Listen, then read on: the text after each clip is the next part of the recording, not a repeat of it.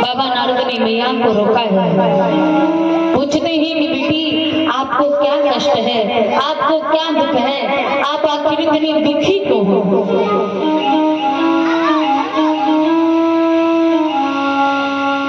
अब जैसे ही पूछा है कि आप आखिर दुखी क्यों हो, आपको तो भगवान ने इतना सुंदर मनुष्य का कर दिया है और ये मानव जीवन बार बार नहीं मिलता है। बड़े भाग्य मानुष तन पावा।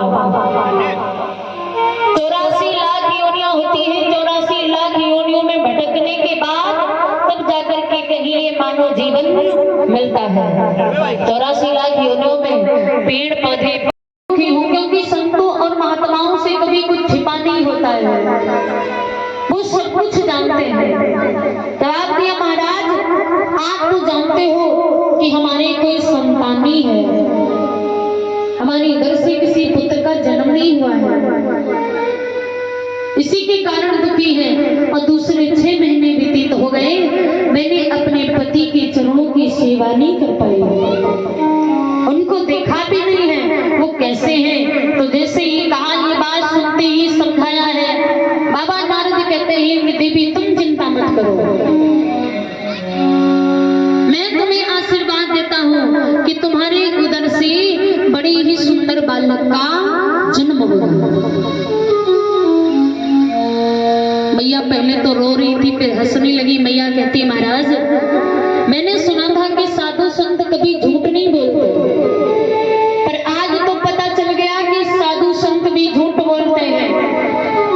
आपको पता है कि मेरे पति हमसे बड़ी दूर रहते हैं, महलों में रहते हैं, 6 महीने व्यतीत हो गए, देखा भी नहीं है, तो बालक का जन्म कैसे होगा? बाबा नारद मैया को समझा करके कहते हैं कि हे देवी आपको पता है क्या कि संत महात्मा जो बात कह देते हैं कभी वो असत्य नहीं होती, वो बात सत्य होती है। और आज बाबा नारद मैया को समझा करके कहते हैं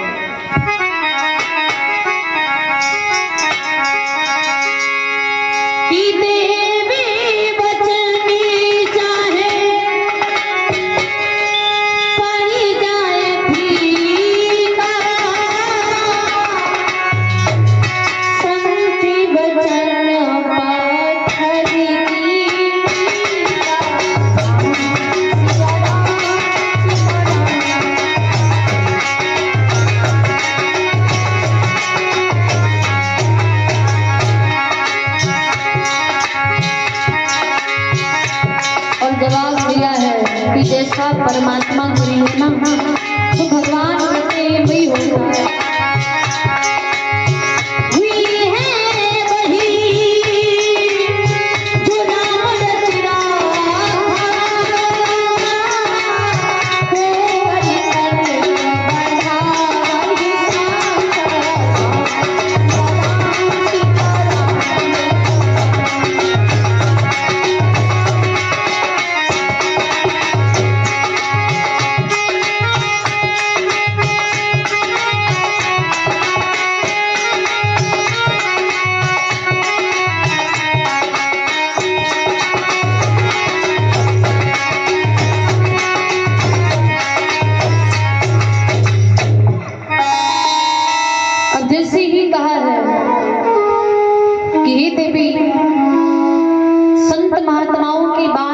असत्य नहीं होती है।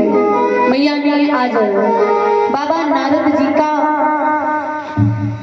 जो वचन सुना है, बात सुनी है, सत्य मान ली है, उनका विश्वास करके मैया वहां से चली आती है, आकर के रहने लगी। धीरे धीरे समय बीता है और जब धीरे धीरे समय बीता कहते हैं एक बार महाराज तानपाद जी शिकार करने के लिए जाते हैं, आने में समय हो गया है, अंधेरा हो जाता है। सुरती ने दरवाजा बंद कर लिया, सो जाती है।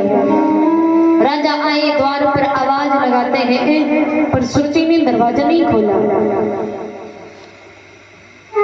उसी समय राजा तानपाद आज अपने घोड़े पर सवार हुए आते हैं। मैया सुनीति के घर। और जैसे आवाज लगाई है सुनीति,